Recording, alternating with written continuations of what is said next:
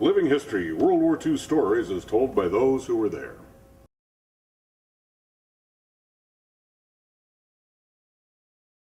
Following the Japanese attack on Pearl Harbor, December 7, 1941, the U.S. military faced a critical manpower shortage, especially among the male population available to be trained as pilots. The Army Air Forces decided to recruit women to ferry planes to bases in the United States. It was organized by Jackie Cochran. This unique military flying school for women began training limited numbers of women at Houston, Texas. 3 months later, Ms. Cochran transferred the entire school to an operational cadet training center at Avenger Field, Sweetwater, Texas. The students marched everywhere.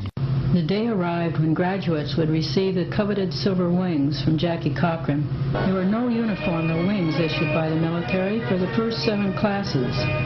The gals themselves purchased general's pants and white shirt and overseas caps. After graduation, Wasp moved on with their gear to various base assignments across the United States.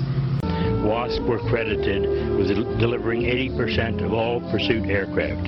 Even with an envied safety record, 38 women pilots lost their lives in fatal aircraft accidents between September 1942 and December 1944.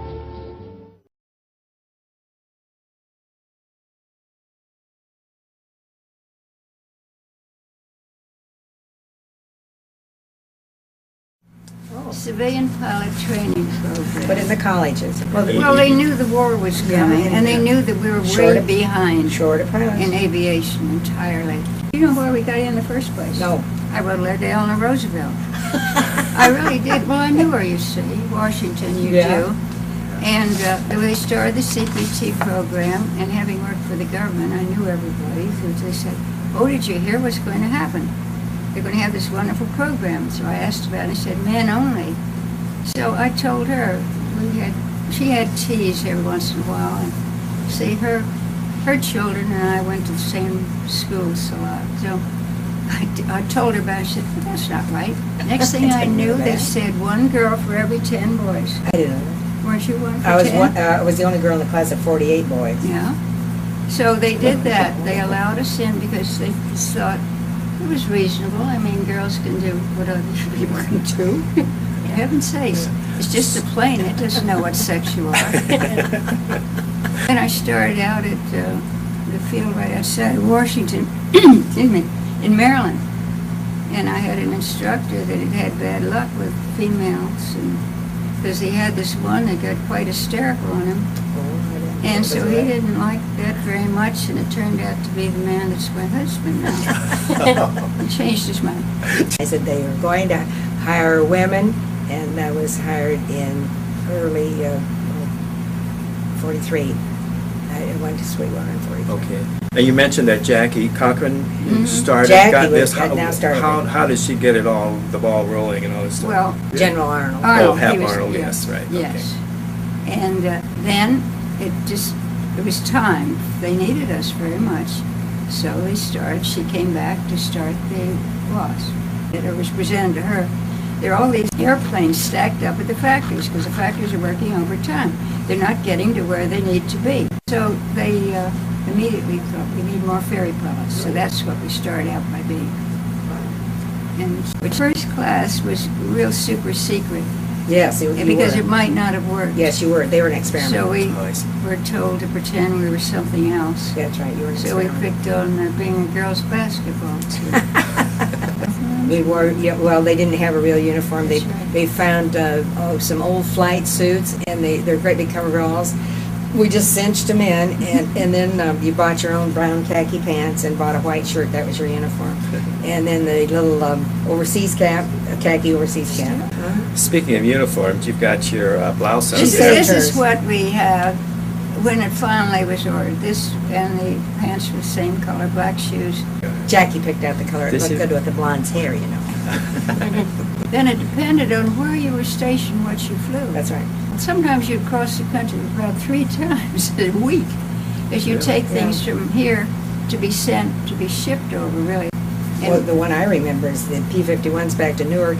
They'd put you on a night train over to Buffalo. You'd get a 63 and take it to Great Falls, Great Montana. Falls. And a C-47 was waiting. You'd take you back to Palm Springs. Yeah. You'd go wash out your undies, get on the plane the next morning back over to Exactly. Mines Field. Exactly. I love 51s. And That 51 was beautiful. it was our I loved favorite. it, too. Anybody flew it was their favorite. And I like 63s. And you like 38. She flew a P-58. Yeah. I never Did did. you? Well, the 38 came out late in time, and really the thing about it is that he had two engines. Yeah. So if one Yeah. quit, you still had the other one.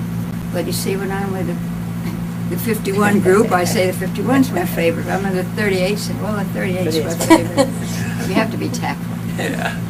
So did both of you end up here in Palm Springs at the same time? Yeah. We started the base.